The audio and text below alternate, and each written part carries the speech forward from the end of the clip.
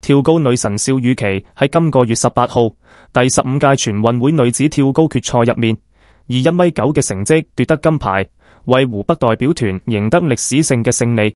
呢位00後清華美女研究生比賽後激動到喊，坦言有上屆全運會獲得第8名，到今年嘅冠軍，經過多年嘅堅持，終於有回報。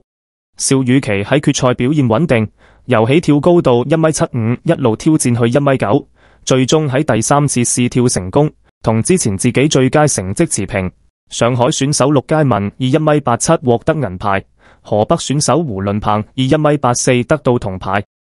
而家23歲嘅邵雨琦喺武漢出世，2020年入讀清華大學，依家係清華大學社科學院嘅碩士生。佢係2024年全國田徑大獎賽跳出1.9米，創下個人最佳成績。今年更加包攬咗全國錦標賽、冠軍賽同埋全運會3個冠軍，實現咗大滿貫嘅壯舉。除咗運動成就，邵雨琦曾經為化妝俾人質疑嘅選手吳艷妮發聲，佢仲話：我哋都係有實力嘅靚女。